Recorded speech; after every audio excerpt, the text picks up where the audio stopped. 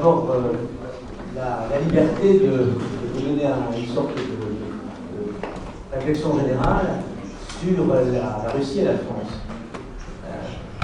Je pense que, en fait, la grande différence entre les deux, c'est que la Russie a digéré sa révolution. Je crois qu'au contraire, la France n'a pas digéré sa révolution.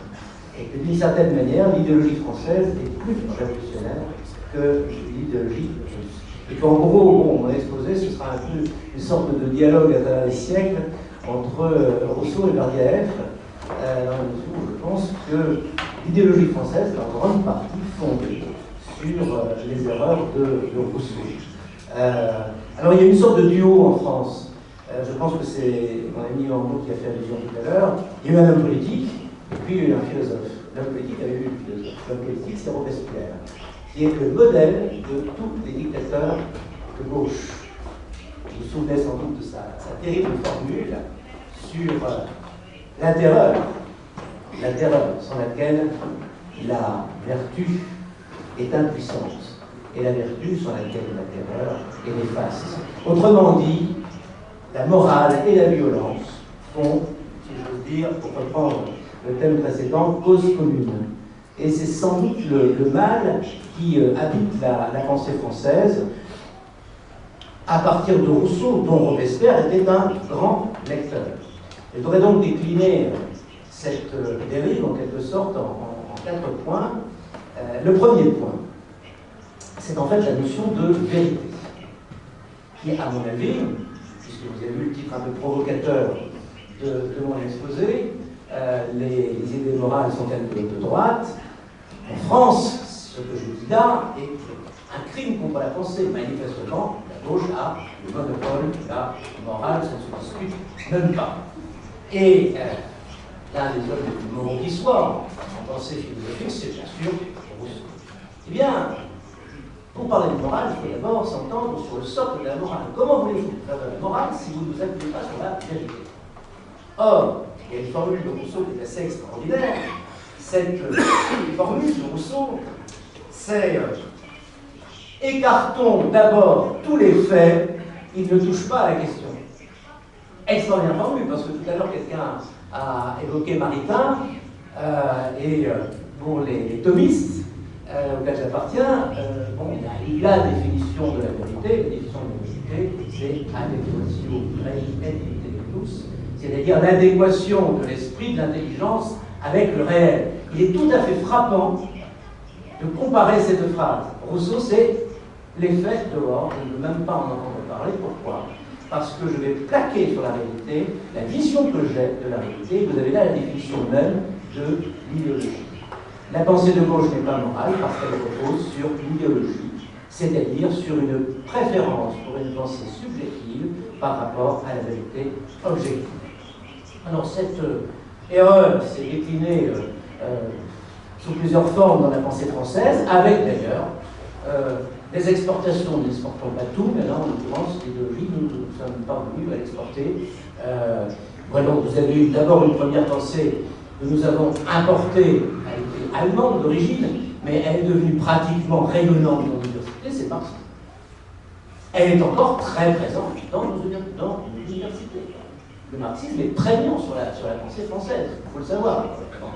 Vous avez une seconde qui est l'existentialisme. Alors je précise, puisque mon ami Dugan est revenu, il s'agit bien sûr de l'existentialisme sartrien et non pas heideggerien, les deux étant très différents. Les mauvaises langues ont dit que Sartre n'avait pas été capable de bien traduire Heidegger.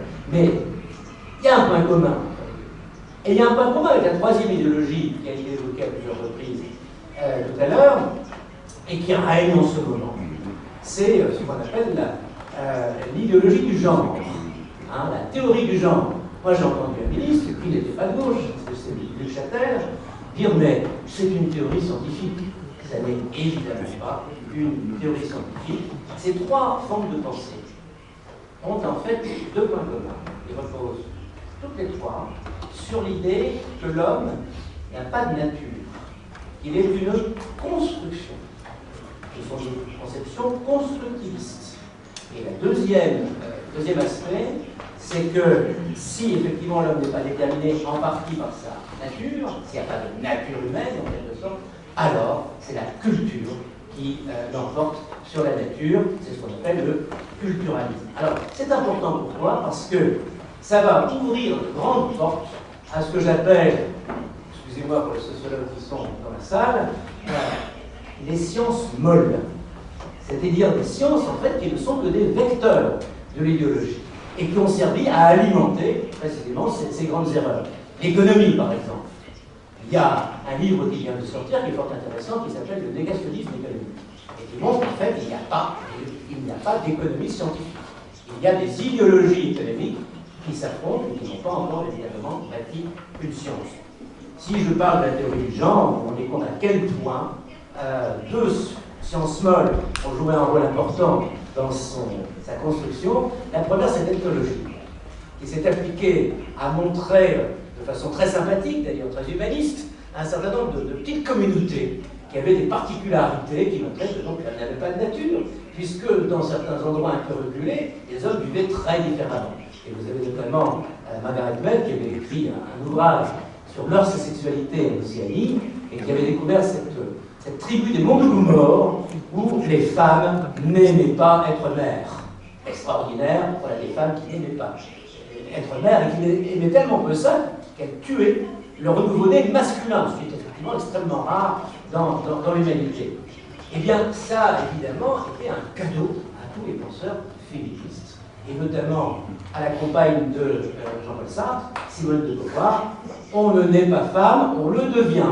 Je suis femme, je suis homme, et une parenté complète avec la théorie du genre.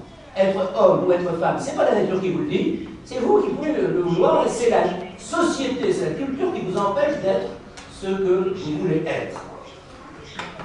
Un auteur sur lequel je ne vais pas m'étendre parce que je serais trop long, a joué un très grand rôle là-dessus, c'est bien sûr Michel Foucault, qui a été le père de la déconstruction, c'est-à-dire effectivement de la méthode qui a consisté à montrer que toutes les prétendues données naturelles de l'homme étaient imposées par la société.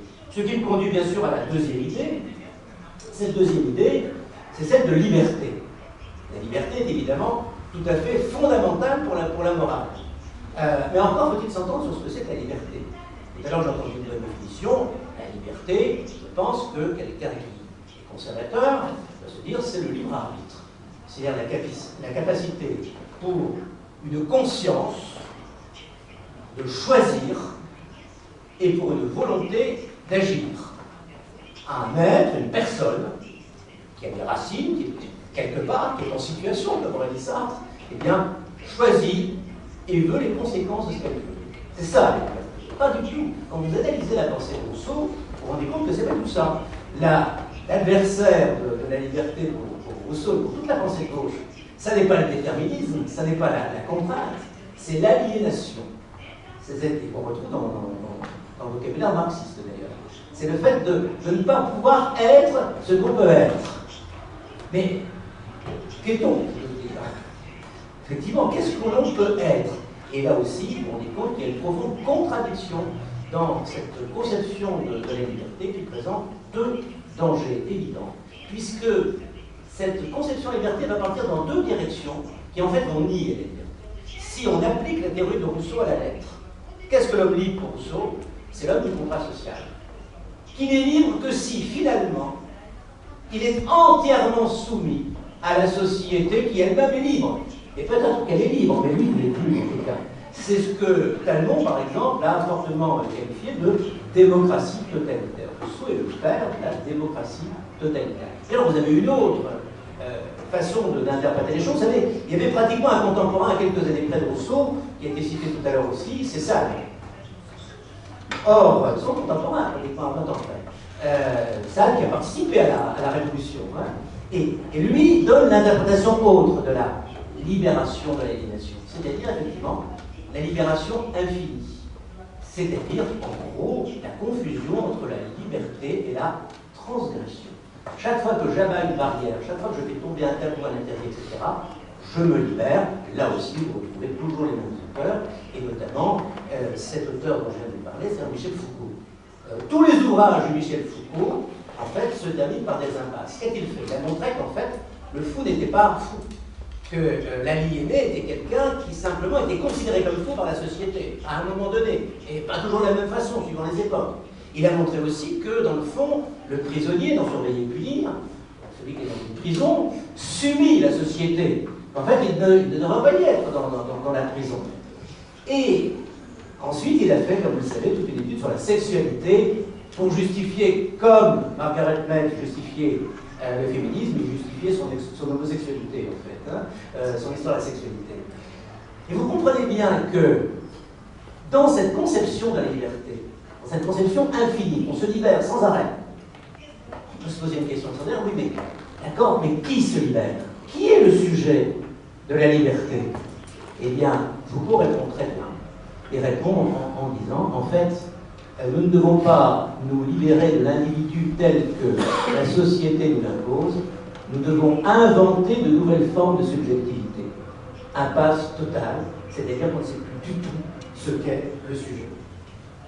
J'en arrive à la troisième idée. Cette troisième idée, c'est bien sûr celle qui a déjà été abondamment évoquée par Yvan Plot, donc je le répéterai peut-être un peu, c'est bien sûr l'idée de l'égalité.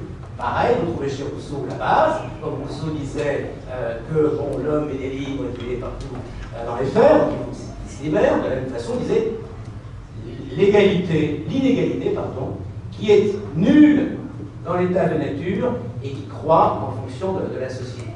C'est une conception qui est extrêmement répandue. L'idée que c'est l'inégalité sociale qui compte. C'est extrêmement discutable. C'est extrêmement discutable parce que d'abord c'est faux.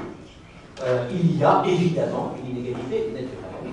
Et chaque fois qu'on nie l'inégalité naturelle, en fait, on nuit aussi aux hommes et aux femmes qui vivent dans une société.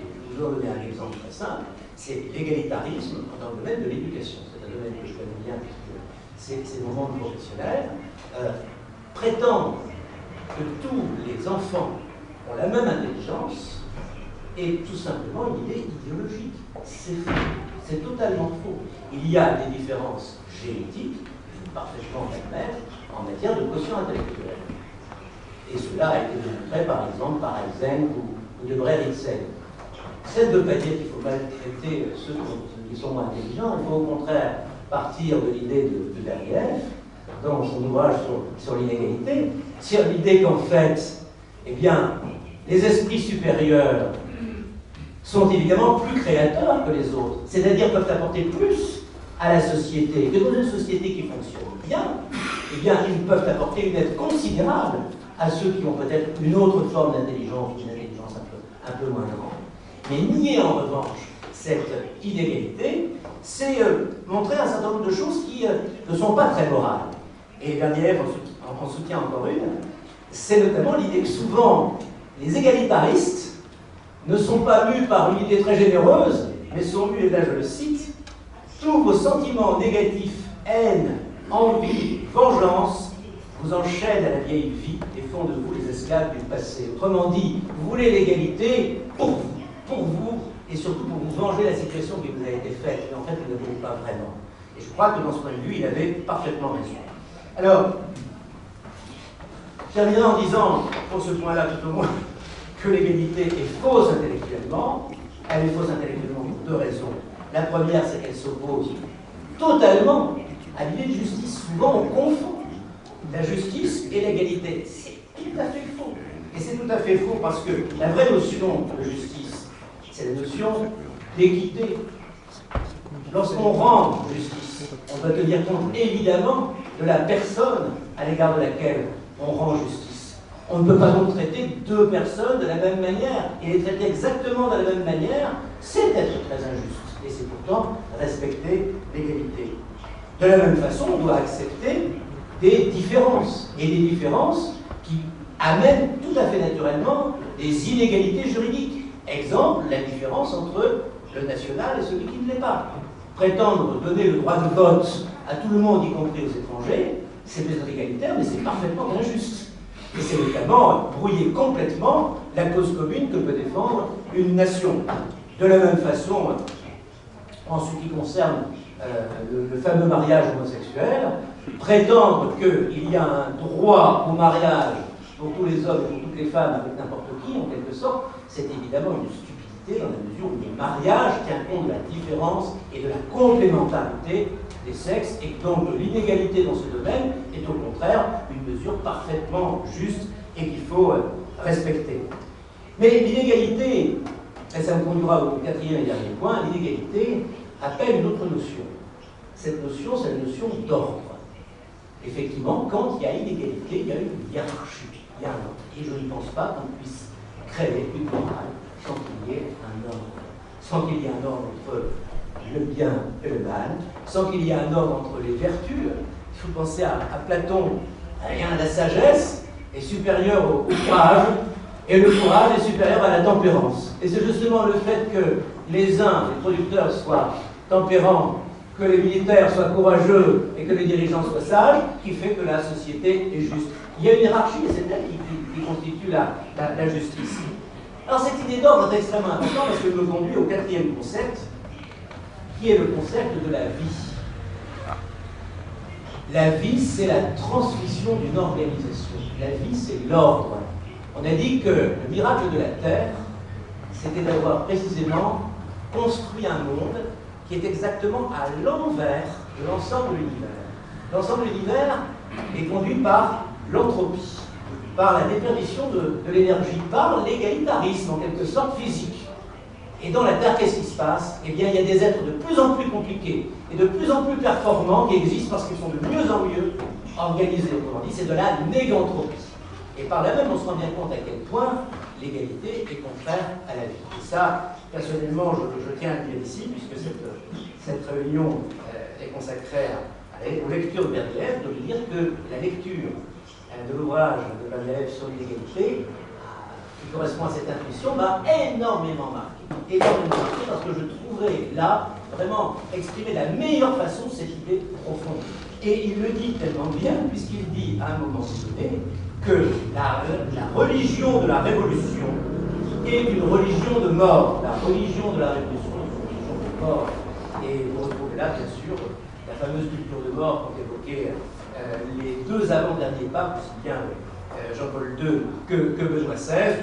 Par ailleurs, Berdyaev rejoint en cela cette merveilleuse prophétie, ou cette atroce prophétie, plus exactement, de Tocqueville, qui décrivait la société à venir. Il disait: je vois une nouvelle forme de despotisme, je vois une foule de gens qui ne pensent qu'à leur vulgaire plaisir et qui tournent les uns autour des autres.